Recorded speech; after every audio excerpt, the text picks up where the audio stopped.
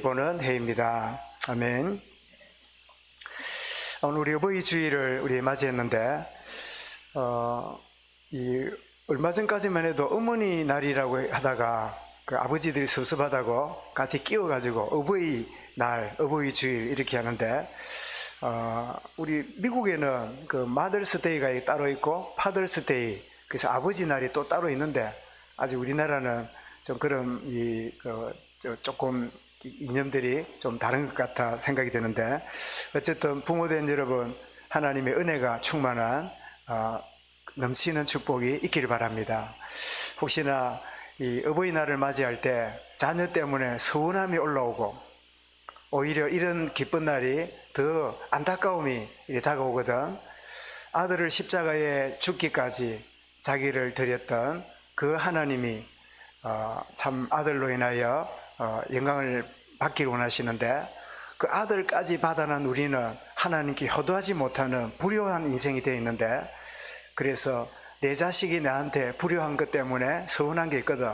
내가 하나님께 불효하며 살았던 우리 지난날을 기억한다면 하나님보다 우리가 덜 서운할 거다.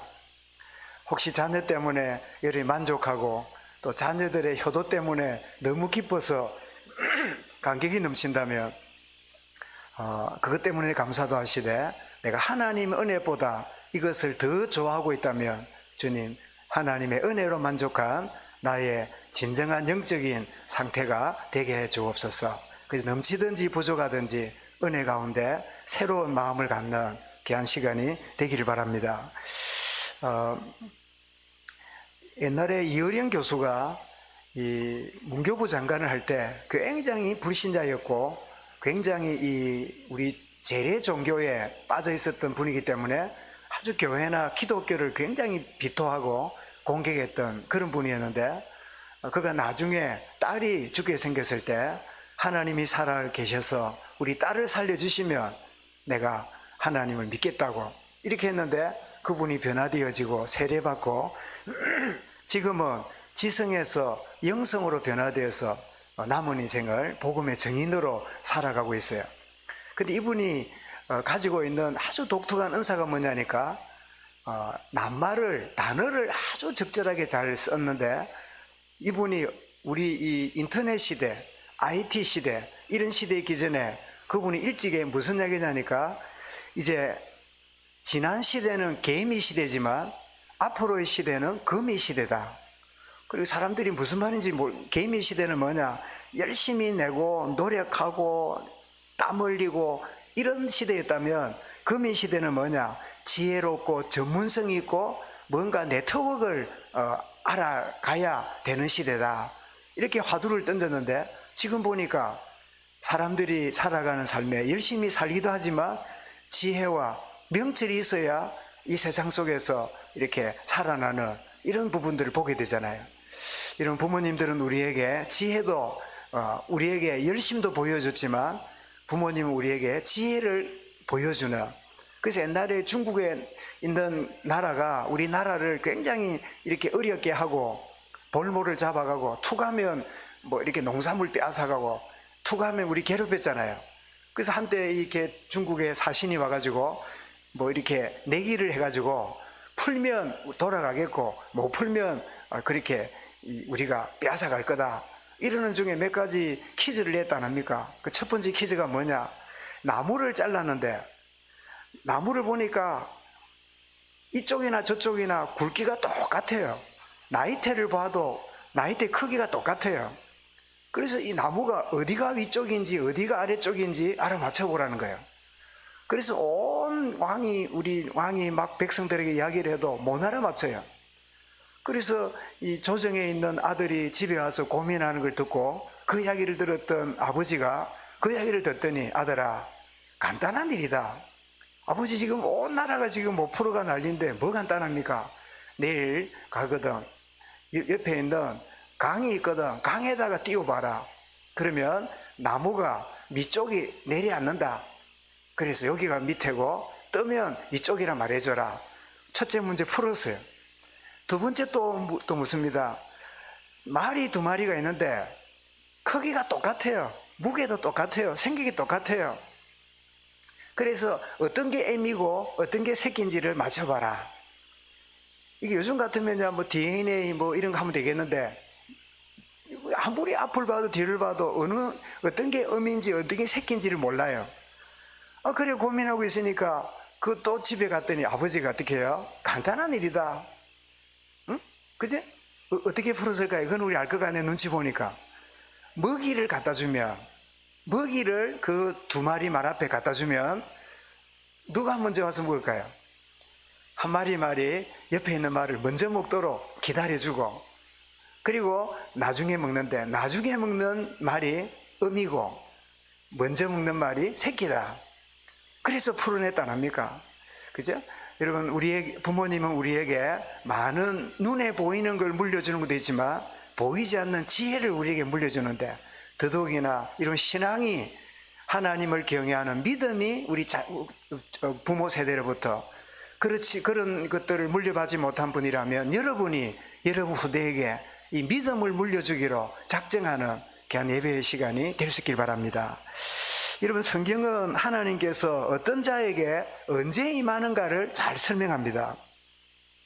이런 문제를 만나고 한계를 만나고 깊은 절망을 느끼고 있을 때 그때 하나님의 임재하심을 체험하는 이런 시간표가 됨을 보게 됩니다. 여러분, 시편 111편 1절 2절 가운데 올해 우리 표잖아요. 내가 산을 향하여 눈을 들리라. 산이 뭐지요? 여기서 말하는 산은 눈에 보이는 아름다운 산이 아닙니다. 우리 인생 큰 문제예요. 장애를 만난 거예요. 물리칠 수 없는 큰 낭패를 산이라고 설명하는 거예요. 내가 산을 향하여 눈을 들리라. 나의 도움이 어디서 올꼬.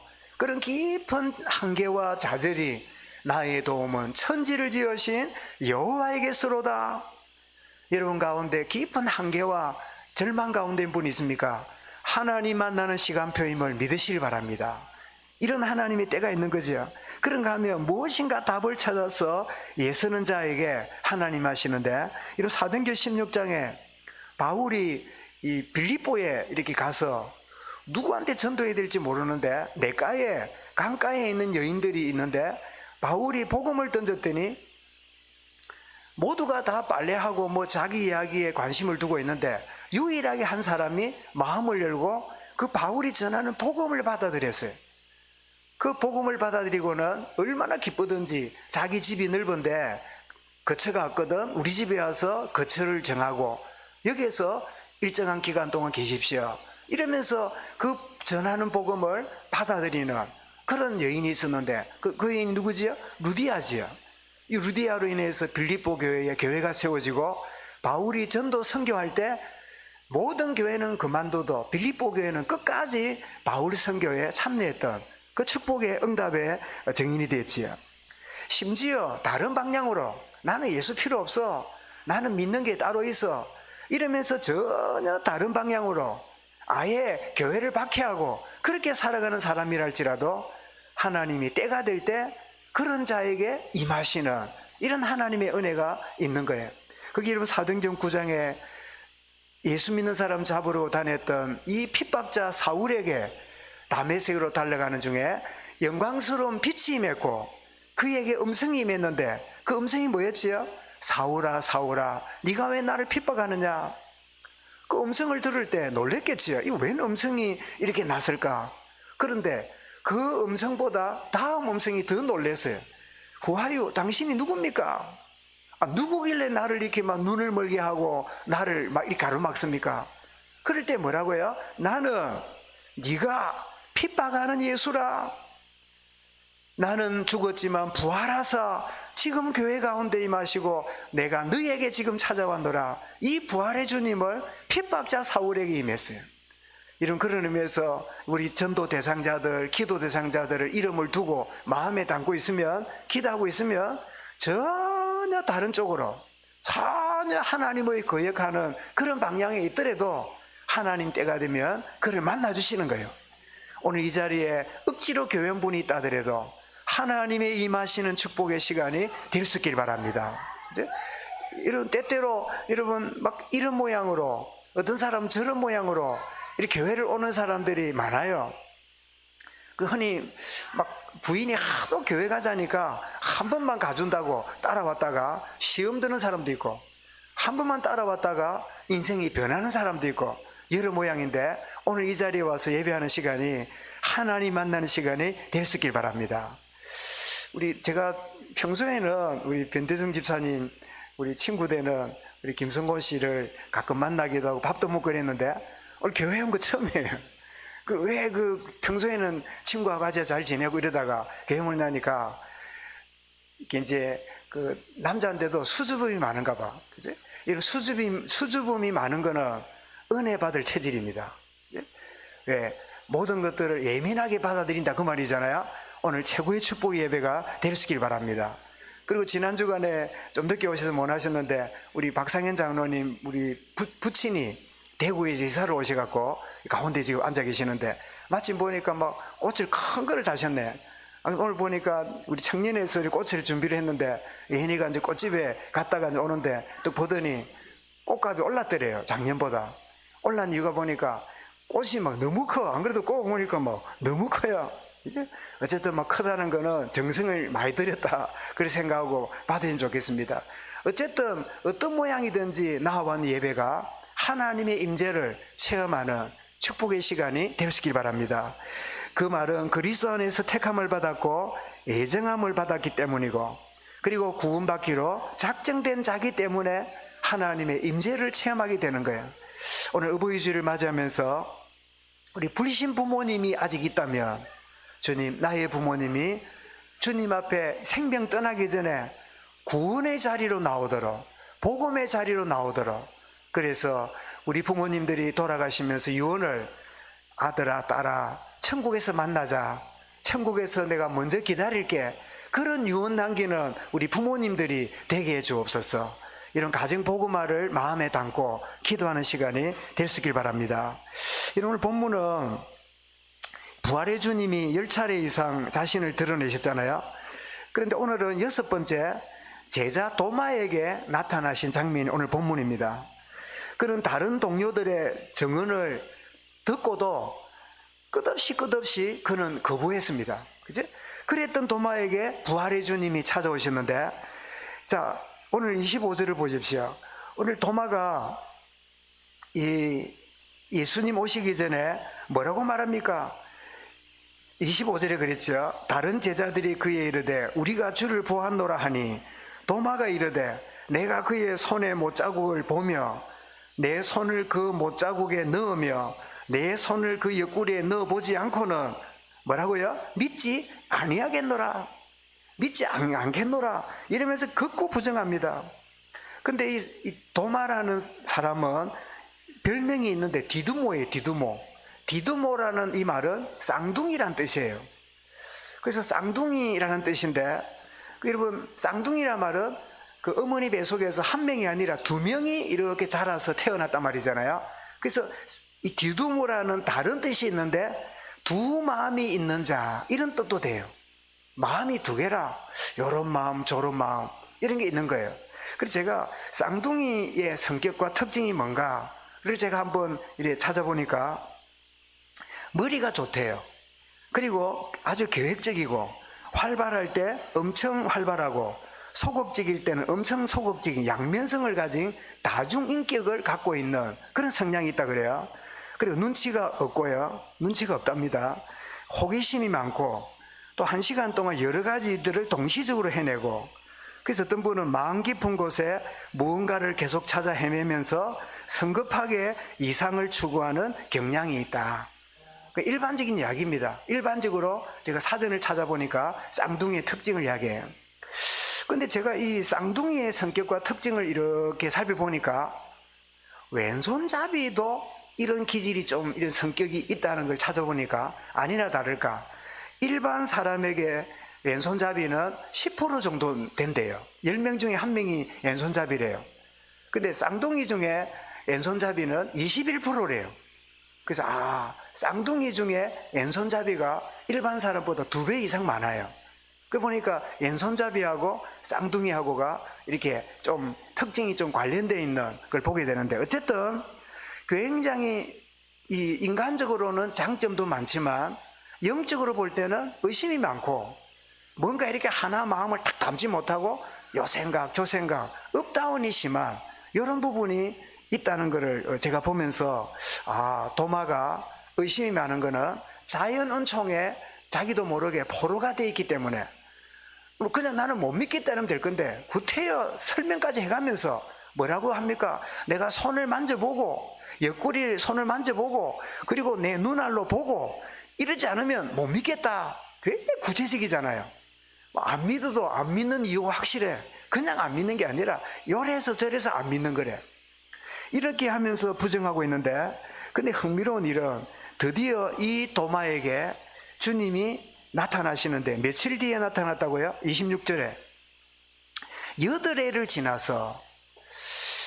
여러분, 이 의심 많은 도마에게 우리 경상도 말로 퍼뜩 나타나면 얼마나 좋겠습니까? 여러분이 답답할 때, 여러분이 고민할 때 하나님이 정강석가처럼 확 답을 주면 얼마나 좋겠습니까? 그죠?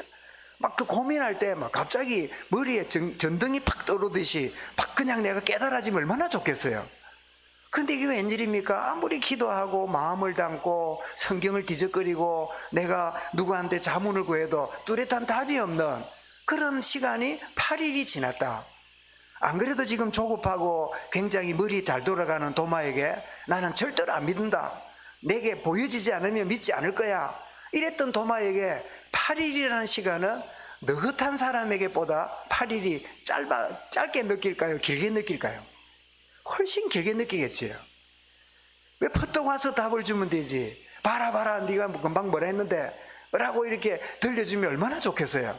그런데 하나님 8일 동안 기다리시는 거예요. 여러분에게 답답한 일이 있습니까? 여러분이 빨리 답을 얻지 못한 때가 있습니까? 그게 하나님의 계획이에요. 내가 왜 이 문제 해결이 안 되는지, 이거 빨리 끝나면 다음 진행하겠는데 이것 때문에 다음 진행이 안 돼.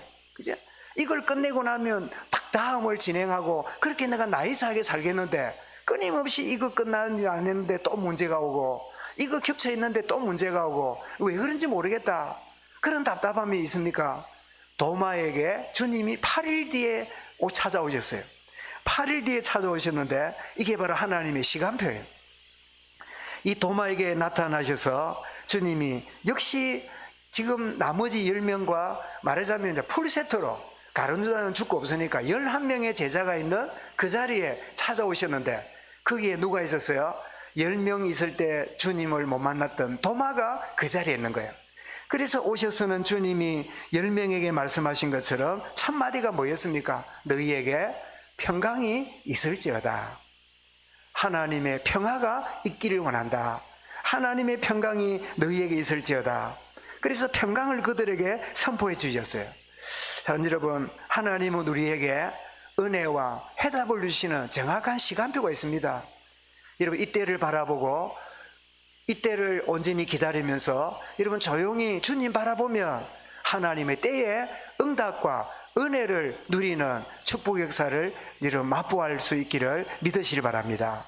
그래서 여러분 하박국이 기가 막힌 상황 가운데 내가 망루에 올라가서 하나님이 나에게 뭐라고 답하는지 내가 바라보리라. 그래서 하박국이라는 뜻이 뭐라고요? 하박국 하니까 뭐 생각납니까? 호박국 생각나지요? 하박국에는 하박국은 껴안는다, 포옹한다, 하나님을 껴안듯이 하나님께 안기듯이 그렇게 기도했다는 그 뜻이에요. 하나님을 껴안고 하나님을 가까이 하고 그렇게 나아갔더니 하나님이 하박국에게 무슨 답을 주십니까? 오직 의인은 그 믿음으로 말미암아 살리라 함과 같으니라. 그 말은 하나님을 신뢰해라. 하나님이 하실 때가 있다. 그것이 바로 믿음이에요. 이렇게 하나님이 찾아오시고 은혜 베푸시는, 그래서 이사야 60장 22절에 잘하는 말씀이죠. 작은 자가 천을 이루고 약한 자가 강국을 이룰 것인데 때가 되면 나 여호와가 속히 이루리라. 이렇게 속히 이룬다는 이 말은 빨리 같은데 때가 되면이라는 말이 또 있다는 거예요. 때가 되면 속히 이루리라. 여러분 자녀를 두고 부모를 두고 어떤 문제를 두고 기도하면 빨리 응답 주면 좋겠는데 빨리 응답되지 않고 이게 오래 간단 말이에요. 이게 뭐죠? 하나님을 더 의지하고 바라보는 하나님의 계획입니다. 내게 있는 문제 하나님의 때에 반드시 해결할 것인데 뭐가 있어요? 때가 있어요. 그 때를 바라보는 은혜가 있기를 바랍니다. 자, 찾아오시고는 이 도마의 불신앙을 치유합니다. 제일 먼저 도마에게 자신의 몸을 보이십니다. 못자국 난 손, 창자국 난 옆구리, 이 모습을 보입니다. 이러면 물어보겠습니다. 예수님이 이제 부활하신 날이 안식구 첫날이니까 주일날이잖아요. 주일날 5번을 새벽부터 저녁까지 보였습니다. 그리고 8일 뒤에 주님이 도마에 오셨잖아요. 그러면 예수님 부활하신 지 며칠 됐습니까? 이제 안식구 첫날 주일날 부활했고 5번을 보였고 8일 뒤에 6번째 nem하셨으니까 부활한 지 며칠 됐지요? 뭐 8일, 이제 8일 내지 9일이지요. 그러면 물어보겠습니다. 창에 찔리고 옆구리 상처난 게 8일 지나면 깨끗해집니까? 아직 진물은 몰라도 그 어떤 흉태나 이런 게 그대로 있습니까? 어떻습니까? 한번 지금 찔러놔보고 8일 뒤에 확인해 볼까요? 어떻습니까? 창에 찔리고 못에 박혔으니까, 못에 박힌 거는 관통됐죠. 관통 뚫고 나갔잖아요. 못을 박아서 나무에 박았으니까 이 구멍이 났잖아요. 뼈 사이가 여러분 어그러질 만큼 큰 못이라기보다는 좁비단 창날 같은 걸 꼽아서 양몸을 이렇게 매달았으니까 몸무게 때문에 내려앉으니까 이 뼈가 찢어지는 그 흉터가 있을 거 아니에요. 그러면 진물은 안 날지 몰라도 이 손바닥과 옆구리는 어떤 모양일까요? 붉은 빛 그대로 나고 있겠지요. 이해가 되십니까? 아, 내가 몇 년 전에 이런 상처야, 내가 몇 년 전에 다친 거야, 이런 우리 가진 그런 거 말고 8일 9일밖에 안 되는 그 손바닥, 8일 9일밖에 안 되는 옆구리를 보여줄 때 그것이 도마에게 어떤 느낌이 왔을까요? 굉장히 맞구나 싶기도 하고 섬찟하기도 하고, 그것이 가져다주는 굉장한 데미지가 엄청 충격이 왔겠지요. 여러분, 의심이 많고 뭔가 확인하기를 좋아하고 뭔가 막 이렇게 그런 습성을 가진 쌍둥이였던 도마에게, 제자에게 하지 않은 증거를 보이시는 것은 하나님 우리의 기질을 알고 기질 따라 은혜를 주시는 거예요. 아, 내 기질은 은혜 못 받는 기질이야, 내 기질은 이상하게 믿음이 안 생겨. 그럴 리가 없습니다. 하나님은 우리의 기질을 활용해서 믿음으로 들어가도록 만들어 가시는 거예요. 어떤 사람은 다혈질도 있고, 어떤 사람은 느린 점액질도 있고, 막 어떤 사람은 빠른 사람이 있고, 어떤 사람은 신중한 사람이 있고, 여러 기질이 있잖아요. 이런 기질은 아래 수요일 메시지랑 나눈 것처럼 틀리고 맞는 게 아닙니다. 이 기질이 하나님의 은혜 받는 통로가 되는 거예요. 한번 따라 합시다. 나의 기질은 은혜 받는 통로다. 여러분, 나의 성질은 더러워서 나는 기질이 아닙니다. 기질이 뭐라고요? 한번 더 합시다. 나의 기질은 하나님의 선물이다. 그래서 우리 아이들 교육할 때 부모들이 애 기질을 잡으려고 하면요, 그거는 하나님을 대항하는 거야. 요거 알을 막 기를 꺾어야지, 요거 있으면 안 돼. 여러분, 자칫하면 그 아이의 잘못된 부분을, 행위를 이렇게 건드리다가 애 기질까지 건드리면 그거는 큰 상처가 되고 잊을 수 없는 부모 자식 간의 갈등이 되는 거예요. 그 기질을 건드리지 않는 그 행동, 그 부분에 대해서 잘잘못을 알려주고 깨닫도록 만들어줘야지. 이거 놔두면 안 된다, 이 길을 잡아야 돼, 이래가지고 막 나중에는 부모 자식 간에 무슨 싸움해요? 기싸움해요. 여러분, 기싸움 한다 그러니까 부부간에도 만나갖고 뭐 해요? 신혼 때 잡아야 된다면서. 남자들끼리 모이면 어째요? 남자들끼리 마누라는 3일 만에 3일 넘기 전에 뭐 해야 된다고? 기 잡아야 된다면서. 그 부인끼리 모이면 뭐예요? 절대로 기 잡히면 안 된다면서. 그래, 여자들끼리 팀사에 가고 남자들끼리 팀사에 가고 그러는 걸 여러분 흔히 주변에 듣잖아요. 그런데 아내의 기질, 남편의 기질을 하나님이 선물인데 그걸 잡으려면 어쩝니까? 이제 잘못된 행동, 잘못된 행위를 이야기하고 고치고 이해하고 이렇게 넘어가야지, 기질 싸움 하다가 나중에는 큰일 나요. 여러분, 이 도마에게 자신을 보여주십니다. 왜? 보지 않고는 안 믿는다니까. 주님이 그 참 아직도 있는 모습을 보여줍니다. 그리고는 아직도 완전히 아물지 않은 옆구리를 보여주십니다. 그러면서 주님 뭐라고요? 네가 믿음 없는 자 되지 말고 믿는 자가 되라. 이 메시지는 뭐죠? 불신앙을 치유하시는 거예요. 여러분, 우리가 왜 안 믿어집니까? 불신앙의 신념이 우리를 자리 잡고 있어요. 틀린 지식이, 세상의 문화가, 수많은 가르침이, 여러분 가면 갈수록 수많은 정보와 수많은 여러분 많은 이런 영상이라든지 이런 것들이 우리 손바닥에 들어와 있잖아요. 스마트폰을 누르면요, 끊임없는 가짜 뉴스와 틀린 것들이 얼마나 들어와 있는지 몰라요. 이런 것들이 뭐지요? 덩그리가 돼가지고 불신앙을 만들어내요. 믿음을 가로막는 역할을 해요. 순수하지 못하도록. 불신앙이 제거되어야, 그래야 믿음이 생기니까 주님 뭐라고요? 믿지 않는 자가 되지 말고 믿는 자가 되라. 이렇게 불신앙을 치유하시는 거예요. 이런 불신앙 치유는 뭐냐면, 요즘은 타이어 펑크가 나면, 이 타이어에 가면 막 올려가지고 어디 구멍 났는가 이렇게 보고는 또 오징어 이렇게 찢어놓은 것처럼 그거 가지고는 이렇게 해가지고 푹 찔렀다가 빼내고 잘라버리면 막 빵꾸가 떼어져요. 미안합니다. 펑크를 빵꾸로 해서 그렇게 돼요. 그 옛날에는 자전거 빵이나 타이어점에 그래 안 했습니다. 어떻게 합니까? 자전거 안에 튜브를 꺼내가지고 그 튜브로 바람을 넣어서 이렇게 어디 새는가를 보면 여기 샌가 저기 샌가 하잖아요. 그러면 물로 이제 빼내고는 거기를 여러분 어떻게 합니까? 거기다가 또 다른 고무 같은 거를 그 구멍 난 데 붙여놓고 하면요, 또 바람이 새요. 그래서 어떻게 합니까? 페이퍼 있잖아요, 페이퍼. 그런 가지고요, 그 주변을 어떻게 합니까? 막 깨끗하게 막 이렇게 닳아가지고 그 주변을 막 이렇게 해요. 주변에 있는 거를 전부 다 불순물을 제거 다 한 다음에, 그런 다음에 본드를 딱 붙이가 망치로 쾅쾅 쳐야 이게 방구가 떼어져요. 그냥 붙이면 안 돼요. 뭐를 제거해야 돼요? 불순물을 제거해야 돼요. 이런 아이가 넘어졌는데 모래가 막 그냥 상체에 묻어 있는데 거기다가 반창고 바릅니까? 그래 안 합니다. 아파도 뭐예요? 불순물을 제거해야 돼요. 불순물을 다 제거한 다음에 아파도 막 울고 해도 다 씻어내고 한 다음에, 그런 다음에 연고를 바르고 반창고를 발라야 돼요. 여러분, 우리에게 믿음 이전에 뭐가 자리 잡았어요? 불신앙이 자리 잡았어요. 세상에 많은 지식이 우리를 덮고 있어요. 그래서 주님 어떻게 해요? 마른 믿음이 있도록 불신앙 제거하는데, 불신앙을 제거하려고 고난을 주시는 거예요. 불신앙을 제거하려고 내 뜻대로 안 되는 거야. 불신앙을 무너뜨리려고 생각지도 않은 어려움들을 겪게 되는 거예요. 내 생각대로, 내 계획대로, 원하는 대로 되면 나는 불신앙이 있는지도 몰라요. 나는 괜찮는 그런 자인 줄 알아요. 근데 이게 웬일입니까? 생각대로 안 돼요. 계획대로 안 돼요. 인간관계도 나는 이런 뜻으로 말했는데 저 사람은 저렇게 말을 듣네. 이걸 보고 미안합니다. 다 너무 고삼을 미치고 환장하고 폴짝대요. 포로 보자고 한 말인데 이 말이 꼬여갖고요, 안 하는 것보다 훨씬 나아.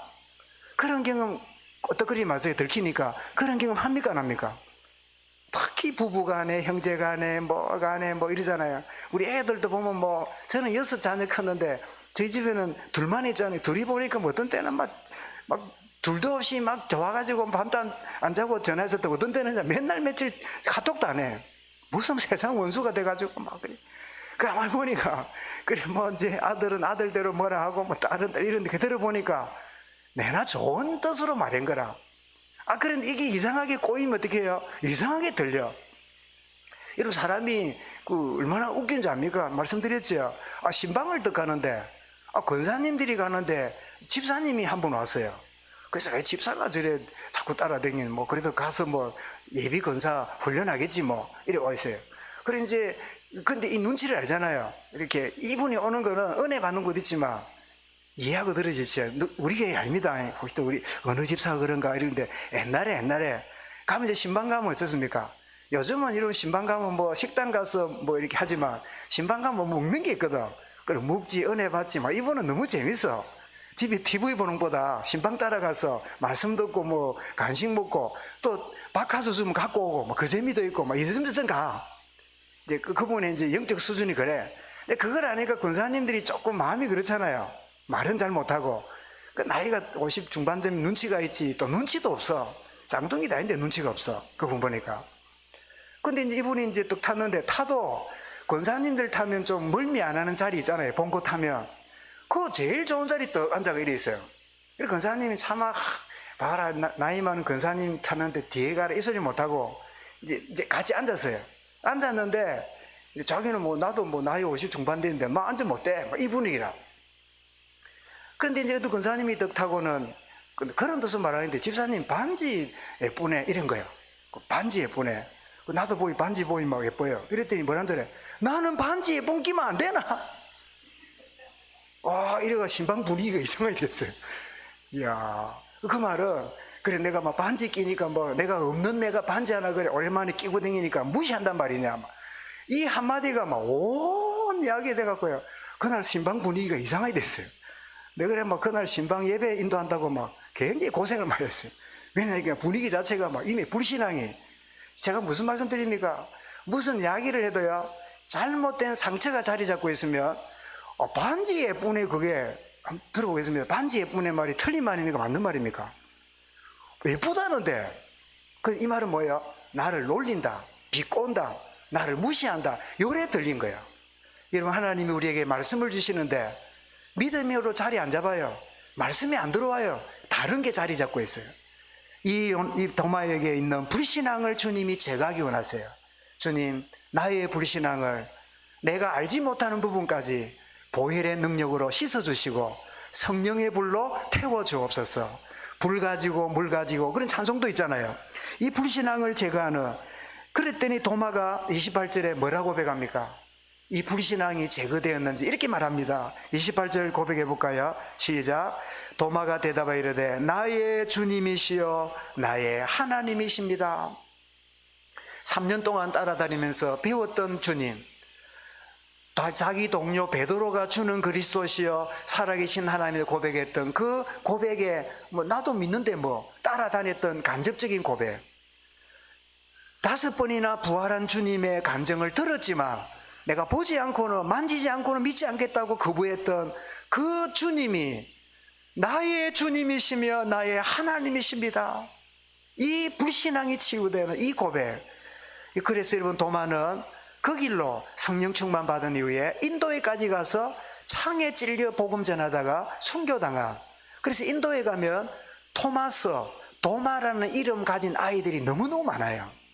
왜냐하면 이 도마가 인도에까지 와서 복음 전하다가 죽었다는 거예요. 또 팔레스타인 지역에 가서 그 마르다 이름 부르면 여자아이 반은 대답해요. 옛날에 우리 할머니들이 뭐야, 영자, 말자, 숙자, 이런 이름을 쉽게 부른 것처럼 가면요, 마리아 부르면 10명 중에 막 5명 쳐다봐요. 그만큼 이렇게 흔한 이름이 되는데, 이 도마가 나의 주, 나의 하나님이십니다. 이 진정한 고백.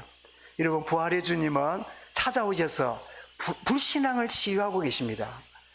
여러분, 우리가 지금 끊임없이 계속적으로 부활의 주님을 우리가 함께 말씀을 나누고 있는데, 당연한 이야기인데 목사님 자꾸 매주마다 저러냐, 여러분, 그런 마음이 들거나, 아니면 부활은 하나의 기독교의 신화, 만들어놓은 교리 아닌가, 이런 부분이 있다면 정말 이 주님을 나의 주인이요 나의 하나님으로 이 불신앙이 치유되는 축복의 은혜가 임할 수 있기를 주의 이름으로 축원합니다.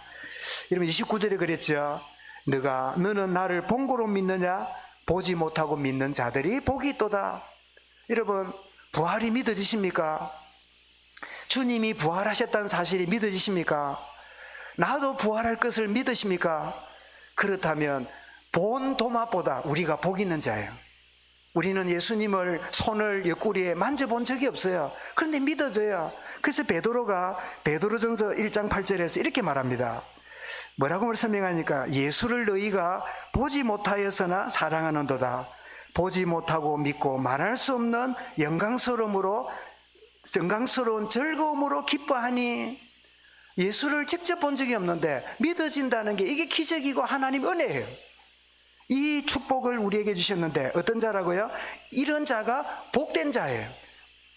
여러분, 그리스도의 부활이 믿어지고 내가 부활할 것이 믿어진다면 이 축복을 받은 우리는 누구예요? 나는 진짜 복을 받은 자예요. 사람들은 그럽니다. 아이고 저 사람 복 받았네, 아이고 복도 많네. 부활 믿기 때문에 하는 소리일까요? 다른 것 때문에 그럴까요? 다른 것 때문에. 부활이 믿어지고 부활이 여러분 확신되어진다면 그것보다 더 큰 축복이 없는 거예요. 너희는 복이 있는 자로다. 그러면 여러분, 세 번째로 어떻게 불신앙을 극복할 수 있을까요? 불신앙은 두 마음을 품은 상태라고 말씀드렸죠. 야고보 1장 8절에 보면 두 마음을 품어 모든 일에 정함이 없는 자로다. 바다에 밀려다니는 바다 물결 같다. 그게 두 마음 가진 자를 말합니다. 야고보 4장 8절에도 죄인들아 손을 깨끗이 하라. 두 마음을 품은 자들아 마음을 성결하게 하라. 여러분, 어떻게 불신앙을 극복할 거예요? 첫 번째는 복음을 바로 듣고 아는 것이 중요합니다.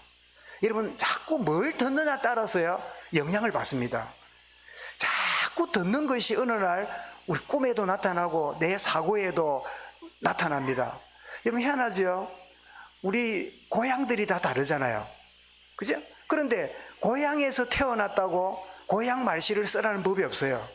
거기 태어난 다음에 거기서 자라다 보니까 그 고향 말씨를 쓰는 거예요.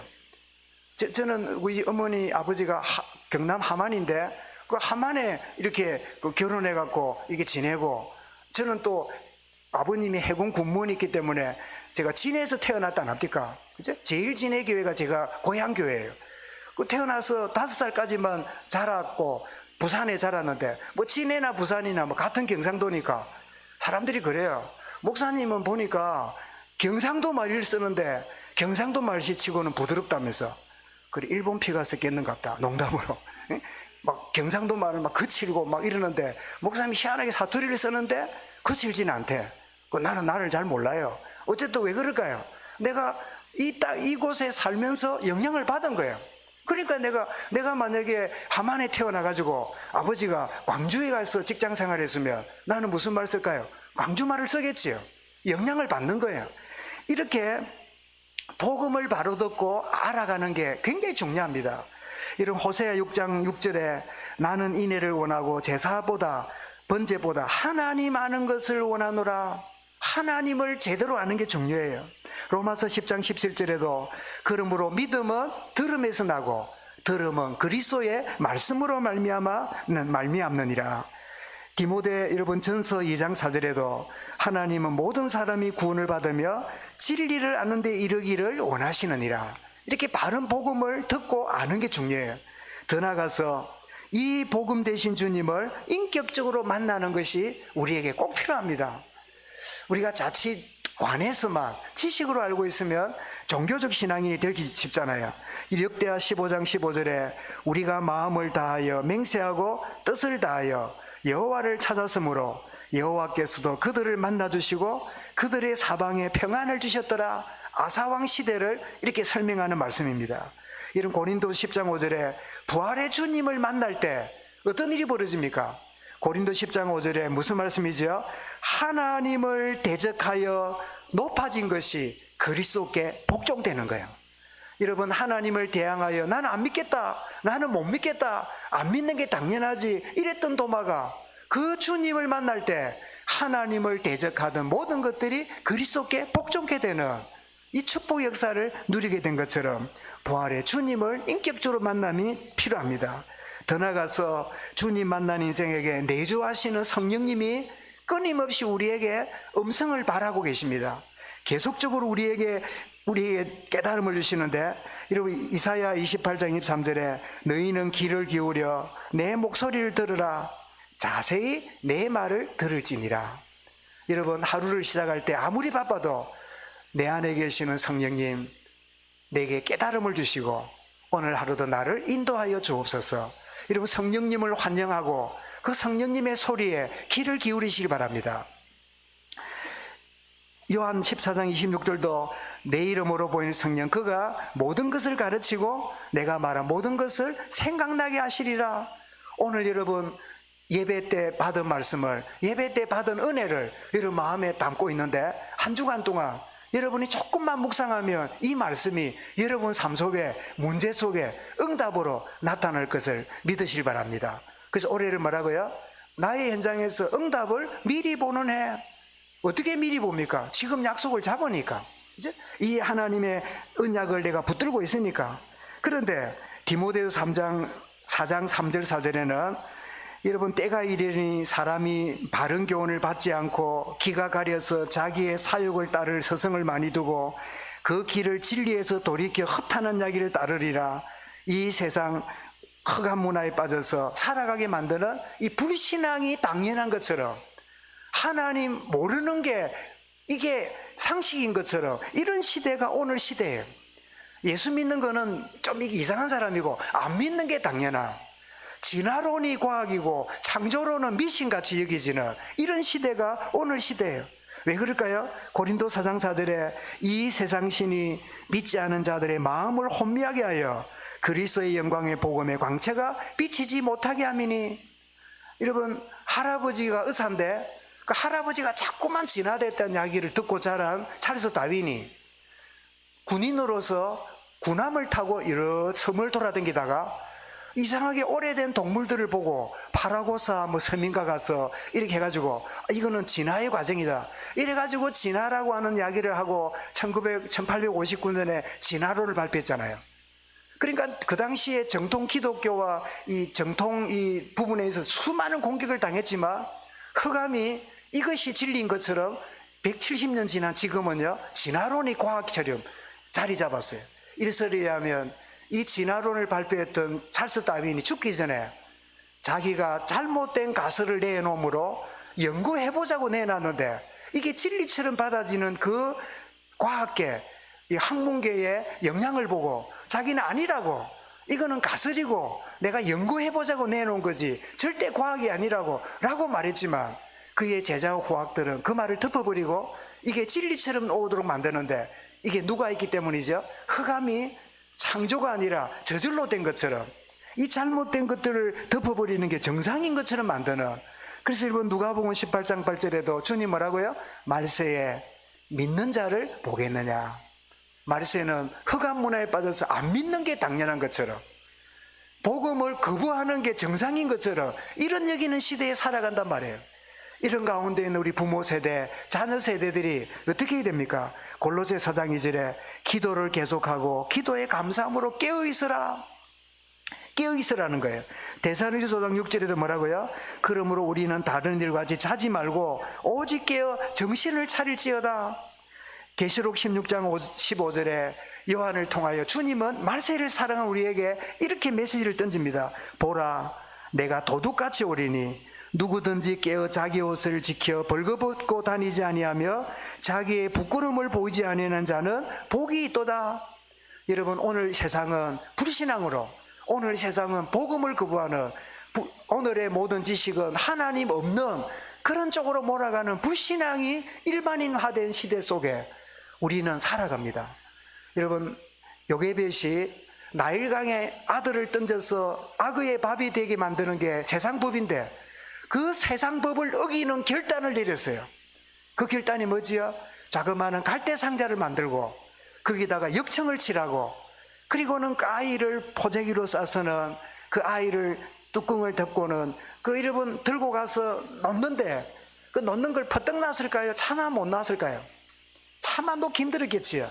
왜? 이 놓는 순간에 물에 빠져 죽을는지 뒤집어져서 뭐 악어 밥이 될지 모르지만 어쨌든 간에 이렇게 던지는데, 놓는데 그 마음은요, 포기가 아니라 뭐죠? 하나님께 맡기는 거예요. 여러분, 하나님께 맡기시기 바랍니다. 절대 못 맡기고 절대 내려놓지 못해요. 왜? 하나님을 신뢰 안 하니까. 여러분, 하나님을 신뢰할 수 있으면 내 삶도 불불에 던질 수 있는 거예요. 사자굴에 내 자신을 던질 수 있는 거예요. 왜? 하나님이 나의 모든 것이기 때문에. 하나님을 신뢰하는 이 믿음이 말세에 이런 믿음을 보겠느냐? 여러분, 하나님을 신뢰하는 이 믿음이 부모된 여러분에게 자리 잡고 자녀들에게 전달되시길 바랍니다. 이런 결론입니다. 불신앙이 치유되면 어떤 여러분 응답을 누립니까? 성삼위 하나님의 보좌의 축복을 체험합니다. 여러분, 사도행전 7장에 복음 전하다가 돌에 맞아 죽어가는 스데반이 우리 식으로 내진탕에 걸려서 죽어야 되는데 이 사람이 손을 들더니 뭐라고 합니까? 보라, 하늘이 내게 열렸다. 그리고 하나님 보좌가 있는데 그 주님이 서 계신다. 내 영혼을 아버지께 맡깁니다. 이게 뭐지요? 불신앙이 치유된 자에게 주시는 보좌의 축복이에요. 죽을 때 말입니까? 아니요. 여러분의 직장 속에, 여러분의 삶 속에 보좌의 축복이 임함을 누릴 수 있기 바랍니다. 불신앙이 제거되면 보좌의 축복 누리는 거예요. 이런 창세기 28장 16절에도 형 때문에 도망가던 이 야곱이 하나님의 임재를 체험하고 나서 16절에 뭐라 그럽니까? 회개기도해요. 하나님이 여기도 계시거늘 내가 몰랐다. 하나님은 우리 집에만 있고 아버지 예배 드릴 때만 있는 줄 알았는데 도망가는 이 자리에, 뱀과 정갈이 다니는 이 사막의 흉흉한 이 자리에 하나님이 이 자리에도 계시는 걸 내가 몰랐다. 여러분, 야곱이 불신앙 치유될 때 이스라엘의 응답을 보았잖아요. 이런 보좌의 축복이 불신앙 해결됨으로 누릴 수 있길 바랍니다. 더 나아가서 부활의 주님이 사실적으로 삶 속의 역사함을 보게 됩니다.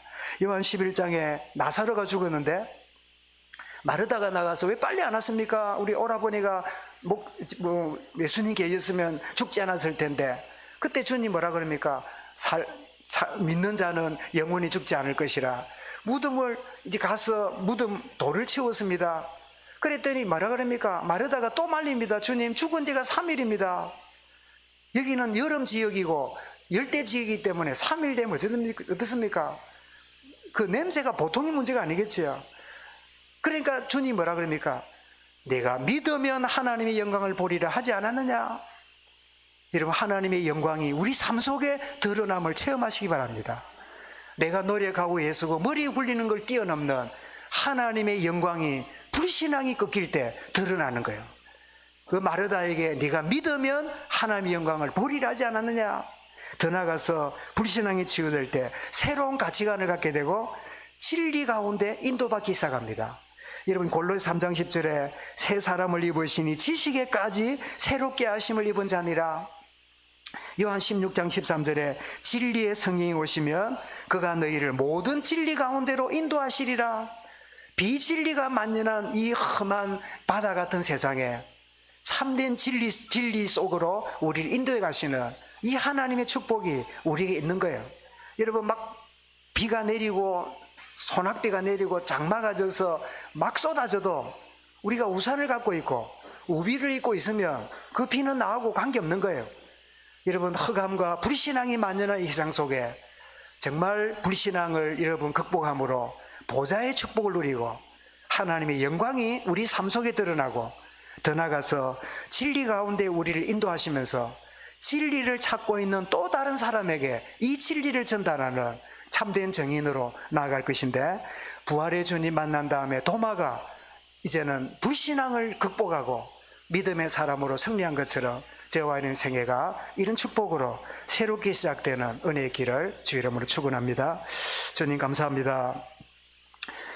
보지 않고는, 만지지 않고는 믿지 않겠다는 불신앙에 포로됐던 도마가 불신앙이 치유되고 부활의 주님 만남으로 정인으로 살았던 축복을 누린 것처럼 우리의 생애가 불신앙으로 만연한 이 세상 속에 참된 진리로, 참된 복음으로 진리의 영이 우리를 온전히 인도하시는 참 축복을 누리며 부활의 정인으로 승리하게 될 이 놀라운 축복의 역사를 우리 모든 세대들이, 자녀 세대들이 체험하도록 주님 인도하시며 주관하여 주옵소서. 주 예수 그리스도 이름으로 기도드리옵나이다. 아멘.